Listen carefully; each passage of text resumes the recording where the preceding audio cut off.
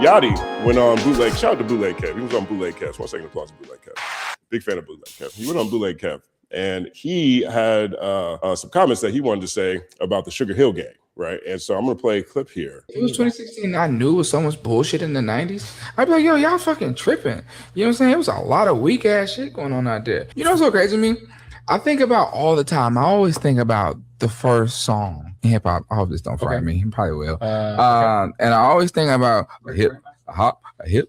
Rapper's Delight. You know what I'm saying? And I'll be thinking like, damn, bro, y'all be really acting like we just got down. Like we just couldn't.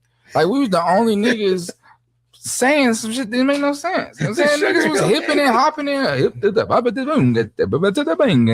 like, come on, bro, that shit was weak as hell, bro. Like niggas be acting like, no, bro, come on. Yeah, I do shoot my brother to the store and I went in the grocery store with it. Come on, bro. Y'all acting like that shit wasn't weak. That shit was dumb weak, bro. But niggas be acting like we was the only ones that made some crazy shit. Yachty gets ridiculed quite a bit. And for someone who's as successful as he is right now, who's been able to craft a career despite the fact that he did not do a lot of things that we expect rappers to do ever. I think he's, he tends to troll and flex a little bit when it comes to stuff like that. I'm sick of rage bait marketing. I'm sick of it. I understand that in this time, people feel like they have to say something to piss everybody off in order to bring attention to the Concrete Boys. I don't know why they're not wearing gray. They want to be the Concrete Boys. I don't know why they did the brown theme. I didn't really get it. Maybe they could have been the Sand Boys. I didn't get it. But I am sick of like, let me offend you so that you can pay attention to me so that I can then go in non-freestyle terribly as well. And then I can get a pass for being weak because was it Bang Bang Boogie week? And not knowing the words at this point is crazy, Lil Yachty. Like, come on, man. God damn, how many times we got to hear this song before we know the words to this song? Third of all, I feel like he kind of fucked his point up because it sounded like he was talking about the golden era of hip hop, which was not Rapper's Delight. I think when people talk about the golden era of hip hop, they're kind of talking about late 80s, 90s, or like of that time. So it's like you went to the all the way beginning and tried to say that was weak to reject the story of the 90s rap, which is 1,000 times better than anything I ever heard Lil Yachty sing, whistle, whine, fake rap out, whatever the hell is he's doing. If it ain't broke, don't fix it with him, I guess, because he's been doing this for 10 years. Yes. Troll marketing. Am I the only one that thinks he actually feels this? That he's not trolling? I honestly think Lil Yachty means this. Misinformed. I think he doesn't really know what he's talking about. There was a lot of word salad that he did on that interview. There was a lot of talking that was just baseless. I don't think Yachty knows what he's talking about. I think he feels like he has a point, but he doesn't, and he's confusing the times. I mean, again, like you said, he was talking about the 90s, and then for some reason he ended up with Sugar Hill Gang. And it's like, where's the point going with Yachty? I don't think he's doing this to say, let me troll to get some attention. I think he actually believes this. He's just talking, but he believes it. I don't think he's trolling. I think it's a mix of both rage bait marketing and he actually believes it. And I say this as someone who I was a Yachty fan, and I was a Yachty fan for a while. Right? Like since like 2016, because that was like my senior year of high school, freshman year of college. And 2016 Cypher with Denzel Curry, 21 Savage, Kodak Black, Yachty. That was like, yeah, they labeled them the mumble rap era. And all of the heavy auto-tune kind of like non-lyrical vibes type of like music that was prevalent. And the people within the Future, to me, within that XXL Cypher was kind of like the face of that. And to Justin's earlier point, so many rappers from that era just like didn't make it out like alive. And so it's just, I think it's a really misunderstood era. And, Yachty has this infamous moment with Joe Budden on Everyday Struggle, where Joe Budden is like, do you even care about this? Do you care about the culture that birthed you? Do you care? Like, I understand you're getting your money and you're doing your thing or whatever, but like, do you care? And like, he was abrasive with dudes, and he wanted to just make sure like, just doing it the right way, whatever. And I feel like from Yachty's perspective, I empathized with that at that point, because of my age and my fandom, but also I was thinking that Gen Z in general and our music taste and this like mumble rap era was being really misunderstood. And like, this is the type of music that I still like to this day, or like influence the music that still like as a subgenre of hip hop. Like, and I think it has its place or whatever. And so I think like if he wasn't trying to be so salacious and rage baity, because Concrete Boys does have a project coming back, coming up. So yeah, like literally they're rage baiting, right? A list that I just saw today. I just saw this today, and I'm gonna put it on the screen here. And so Spotify, what Spotify did was they put together a poll on their on Spotify to try to decide who is going to be the next big three, right? And so we actually have what they came up with here first. So let's take a look at this.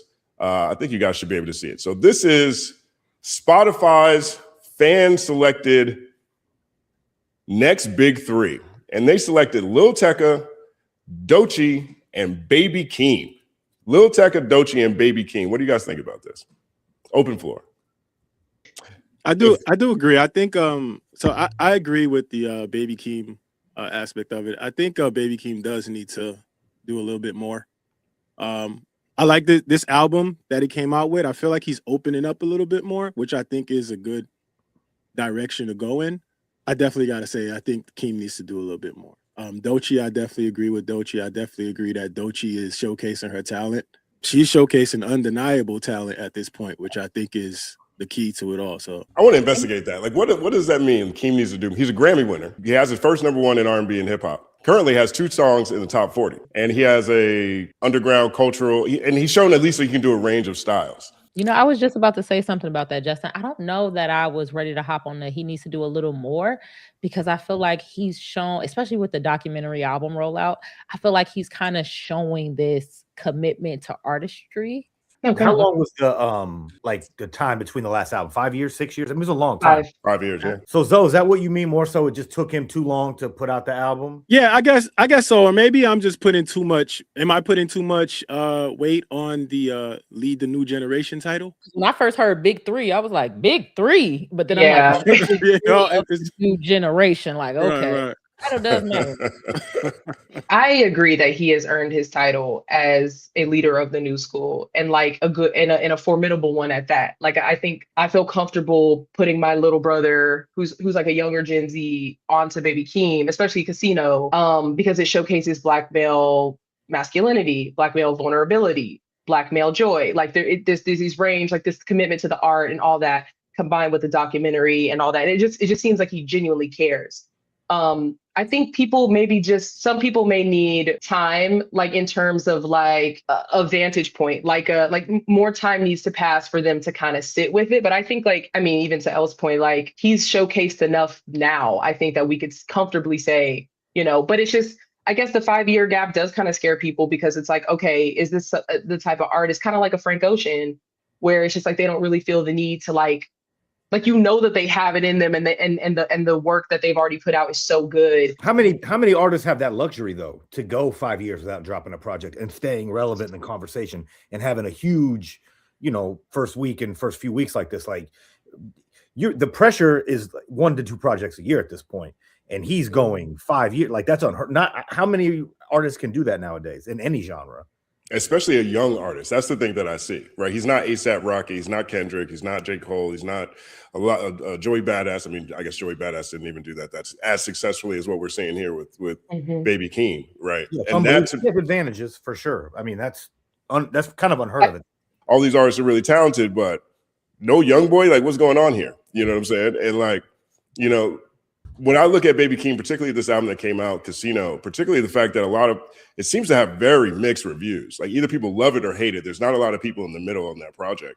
And when I look at that as one of the defining projects for Generation Z, because it's so vulnerable, because he is really tapping into what looks like the energy of that generation is, from my point of view. Yeah, I was like hesitant to even listen to the project at first, because I saw so many negative reviews, and I keep having to remind myself that I can't let the peanut gallery on X or wherever talk me out of listening to something. And so I looked up what was the voting process. So I don't think they could have put Young Boy in there, because remember from last week, they did the hip hop's next leaders, and you could only vote those people.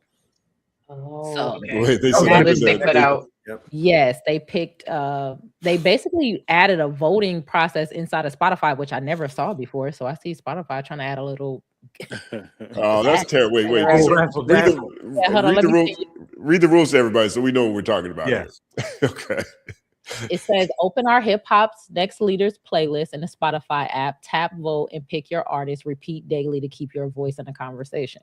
Oh, So gosh. from the playlist that they made from Leaders of the Next Generation, I'm gonna send it to you. That is where you could vote from. So it was limited, and we kind of had our eyebrows raised about that list in the first place. Yeah. So it was limited to only voting for the people who were in that grouping. More than 4 billion people watch Bad Bunny's Super Bowl performance. Fire. That's a B. B. That's a B. That's crazy. 4 of them too. Okay. 4 billion people set a crazy. global viewership record across live broadcasts. Yeah, I think that may be one of the greatest live productions I've ever seen in my life. It does not make him hip hop. I can see why hip hop would be like, come over here with us. Yeah, we did that too. But he's reggaeton, which is an extension off the tree, right? We could say it's not like culturally, I don't think we get reggaeton without hip hop, without the hip hop influence on whatever Latin music they were doing down there. Reggaeton is a combination of hip hop and some Caribbean stuff and some Latin stuff. And so I don't know if we get it. And also stylistically, it's particularly when he started, there was a whole lot of that. I'm not saying he's hip hop, I'm not claiming he's hip hop, but I don't think we get Bad Bunny without hip hop. If hip hop didn't exist, I'm not sure if Bad Bunny shows up. I respect that. So I that's why. I started to squint though. I was. Yeah, I mean, look, but it wasn't a valid squint. I unsquinted. So I still wouldn't put him in the big three. He's one of these people who's transcended it, right? Kendrick's transcended it. You know what I mean? To me, trying to compare somebody to you compare Bad Bunny to like Taylor Swift, Right. To like Kendrick, there's like Morgan Wallen, like whoever's the top of every genre. You put them in a Royal Rumble against each other because they have been that successful in the space. I agree with at that. one point in time, that was somebody else. It was Drake. At some point in time, I'm sure it was like Selena. I don't know. Wherever we're talking about. You know what I mean? But Kendrick not in the big three. I mean, I know it's just big me, Kenny.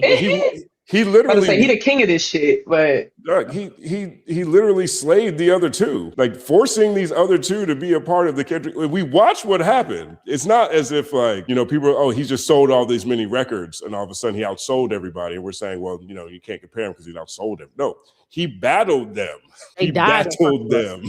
You know what I'm saying? He sold out stadium tour around the world. We talked about this on the Third Verse podcast with Stat Quo and DJ Marmilli. And Stat was on Shady Aftermath along with 50 Cent, so he's known him for a long time. And DJ was head A&R at Interscope, and his uncle's Jimmy Iovine, and he was in the studio working on Get Rich or Die Trying. So he's known 50 for a long time. DJ is also really close with T.I. as well, and Stats from Atlanta. And so all these guys really know each other. And we talked about this on the pod last week, and they were very concerned. I personally was more like you, Andrew. I thought, to me, this looks like, we've been in this industry long enough to understand that some things are just beneficial for everybody and never go past certain things, right? And I just looked like one of those things to me. And both of them had very real concerns because knowing the background of both T.I. and 50 Cent. And when I saw their reaction to it, that's when I started thinking about this a little bit differently. And neither of these guys play. They both have very certified street experience before they became professional song makers. You know what I mean? Both of them have, they run towards confrontation, and both of them don't really know when to stop in a lot of ways, right? And so I personally think that a documentary is on the table. I don't think that is off the table at all. 50's got a whole studio he's got to pay for down here. There's all kinds of free content laying on the table, and we've seen how he is willing to manipulate whatever situation in order to help forward his own endeavors. And if he will stop at nothing. He would definitely stop at nothing. Right. And so, I think it's definitely quieted down. I think it seems like T.I.'s position is that anytime 50 says something, then they're going to come out with a new song or something like that. So perhaps that's what it is. But talking to Stat and DJ, I didn't get the sense that this wasn't something that shouldn't be taken I didn't get the sense that this was something that should be taken lightly. So why do you think 50's being so quiet right now? I think that's part of 50's thing. I think that's part of 50. That's what's scary to me. Yeah. Is that he just went radio silent on it. I think that's part of what it is, right? I mean, look, if you look at, I mean, there's two things that I think are very consistent with 50. 51 will allow his adversaries to feel comfortable. He will let them feel like they won, and then he'll show up later with something else to make them uncomfortable. He'll show up with a nuke. Right. 2, 50 doesn't make songs anymore, but he makes movies. 50 be making movies. He makes other types of media, and sometimes that other types of media takes a little longer to put together. And even away from that, I'm not even saying that this is something that 50 is definitely going to do. Perhaps this is a situation that T.I. just can't slip up. T.I. can't, he can't have an album that flops. He can't have a stadium that's not all the way full. He can't do, because as soon as he looks weak and vulnerable in any way, I think we're going to see 50 Cent right there.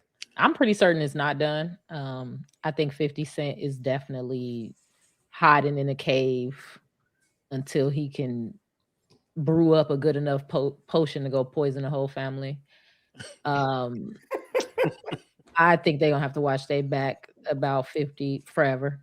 I think 50 will be 80 years old and King will be a grown-ass man and he's still gonna be looking for a way to get back at them forever.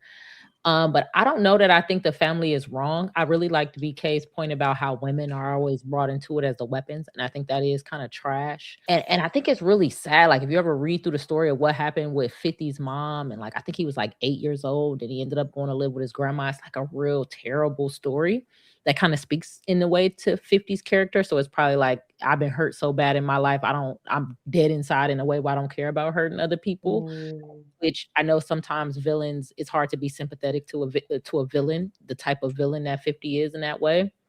But then after I do all that introspect, all of that, it's like, but this is still rap though.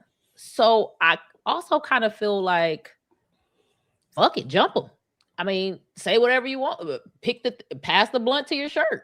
I mean, all of the shit, everything you can think of. Because if you think about it from Tiny's point of view, like I think about like pictures of me. Like I would hate for like an awkward off-brand picture of me where I'm looking fucked up to be like posted on 50 Cent's page, and he's like, look at that would be awful. He looks crazy. Like I would fucking hate that. It's like there's supposed to be this dismissiveness of how traumatizing is a stretch, but how, I don't even want to say hurtful because that sounds soft and I'm trying to sound hip-hoppy, but how much of a shock that could be. Like, oh damn, you got my bad angle, like my ass is kind of fat from the other angle, you got the fucked up angle.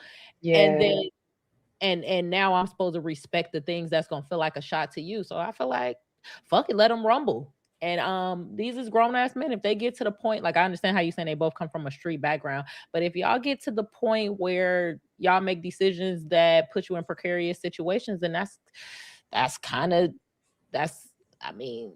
result of you making bad decisions. I personally feel like right now with what's happening in the YouTube space, it reminds me so much of how I moved every day in the blog era. Because now I wake up and I'm like, okay, what's Big Zo talking about? What's Wayno talking about? What's FD Live talking about? Does Look at the Material Pod got a new thing that they're dropping right now? Like I go through my YouTube channels right now the same way as I did when I was going through the blog era. And so in a weird way, even if things are still more split and more fractured, it feels like that energy is here. And now with reaction videos, you have people reacting to new artists in a similar way that you were covering or we were covering, whatever we were covering at Fake Shore Drive or Hip Hop DX or wherever we are. You know what I'm saying? You have, like, I remember when I met Mecca from Two Dope Boys for the first time, because he had a radio show on pncradio.fm, which is where my radio show was, Broken Bodega Radio. When I met him in person, I felt like I was meeting a Marvel superhero. You know what I mean? His picture on the site was only half his face. I saw the other half of his face. You know what I mean? But I do see a lot of synergies between what's happening right now in the YouTube space and what I experienced, what we all experienced with the blog era. Open floor. Am I crazy or is there some parallels there? No, I definitely see the parallels. At this time, I was just a Super Lupe fan, so I would definitely have to go to the blogs to get my updates all the time. And I felt super special that we had things like Fake Shore Drive I want to say that a And, little more clout. correct me if I'm wrong, but there's probably more money to be made now, right? Probably 100%. Yeah. A lot more Big money. time more money. Like 100 times more money. But We were I doing this do- for charity, basically. Right. Yeah, exactly. I was doing it. I mean, I was probably doing it more for clout than I was for money for a little while there. That was it. That was it. But was it Like, a I was clout? doing it so my favorite rapper might know who I was at a point in time. You know what I mean? I feel like during the blog era, being maybe not authentic, but being right mattered a lot. Like it wasn't like, oh, I'm just gonna say anything because I'm a blog, and then people will come to it to argue with me. It was like, no, I come here every day because they know what the fuck they're talking about. And the people in the comments, even though a lot of people was wrong, but there's going to be somebody who also knows, who also is passionate, who also cares that much. So that's what I mean by a little different from the cloud chasiness of YouTube. But I still agree. Yeah, and here was like hyper local, right, in Chicago. So like you couldn't talk crazy about people because you'd have to see them, and there would be issues. Like, what? Catman People would 7 get to argue in the comments, and there would be actual altercations in real life. It was kind of spicy. Meet me on Stony Island right now. 1 second applause. Yeah, but Lupe, because we had all the Lupe leaks, and I feel like I'm going off topic, but since we have two people affiliated with Lupe here or that love Lupe here, I had all the early leaks. I mean, I knew all his producers, and so they were giving me like the stuff that didn't make Food and Liquor, and I would put it out. Like I had Birds and the Bees, which was like a Grail song, which was one of the Kanye and Lupe songs that never got officially cleared and came out. And I held on to that forever. People used to beg me to put it out, and I put it out. And like, you know, when I eventually ran into Lupe, he could have killed me. He could have absolutely thrown me in the trunk and got me up out of there because we were leaking his music for real. And the day that I met him, he couldn't believe that I wrote up on him with and I interviewed him. He was like, "Man, this is a dude that's been leaking all my music." And then he brought me in his dressing room, and I wasn't sure what was going to happen after that. And then we went in there. We had a great conversation, and we've been cool ever since. And he's a really a great guy, and he respected what I was doing, and he always supported me and gave me exclusives. So after he's like, "Man, just stop leaking my stuff. I'll give you some real exclusives from here on out." So that was really cool. And I built a relationship with him through that. And like Justin said, that was part of it, man. Sometimes you just wanted to have their attention. And I think that's maybe not so different than what people do now. I mean, they probably say stuff to just get a rise out of people so they can, they know who they are. They know they exist. I think everybody remembers the first time someone that they were a fan of, someone they followed, someone they admired, someone that, they were, following online, shared their post, retweeted something from them. You know what I mean? Like now we are definitely much more direct. We can turn on Zoom, we can get on Spaces or Clubhouse, and we can pull up everybody's paperwork, and we can see who's got real diamonds and who don't got real diamonds. But the energy is it's not far away, right? Yeah, I mean the same thing that you just said, like how you say, you wake up and like pretty much like you're looking on YouTube to see what's the latest happenings. Like you have a cycle of people that you're looking for and what they're reporting on and what they're talking about. And that's pretty much the same thing that I'm doing as well. And with the community I have on Discord, I feel like that's a major advantage for me because it's like we all do the same thing. So we all have different kind of like sometimes they put me on to different creators and different places to get certain information about what's going on. And that's how we cycle through. So I think it's an advantage to have that community, but also like YouTube is like my main source. I try to stay off the other things like X and things like that, but YouTube is kind of like where I'm at pretty much most of the time, 100%.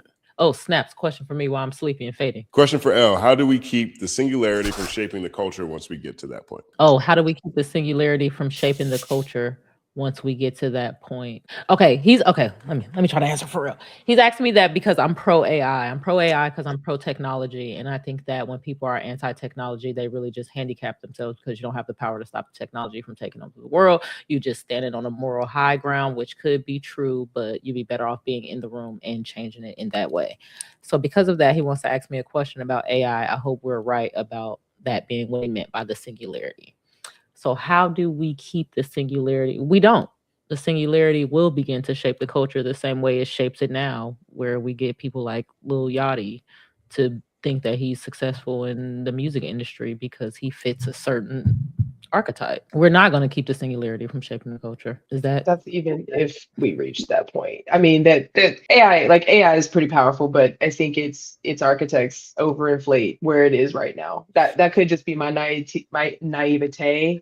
But the way they said that we basically should have already been there by now, I don't believe there. It's just, I believe that if you are not learning how to use AI, when they talk about it's going to create a permanent underclass, I believe that you should be learning how that shit works, and not to make art, but like, we're on a computer. I'm on a computer. This is technology. This shit is calculating images, pixels, ideas, programs, all type of stuff in order to bring me to you.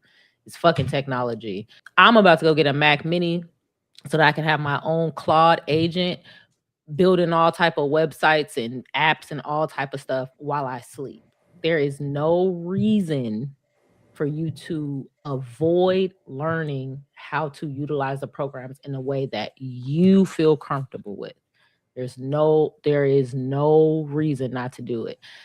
I know people hate me for it, and I don't care, because I want you, poor people, Black people, middle class people, creative people, people with a job that have an idea and haven't been able to launch it. I want you to utilize AI to build your dreams.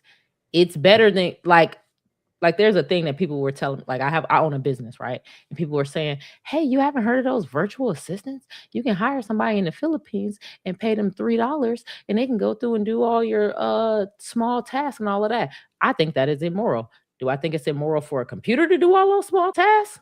No, I don't. So to me, I feel like when people are like anti-AI, like, are you anti-virtual assistant in the Philippines that's getting paid pennies in order to do the same things the computer's gonna do? Do you look at that like I'm taking a job away from that person in the Philippines? Like, it's just so many, I don't know. the AI supply chain is fucked. Like, something that's consuming that much fresh water, that's a finite resource. Like, use it, learn it, but also like what it's doing to heat the planet, what it's doing to like consume our water that we need to drink and live.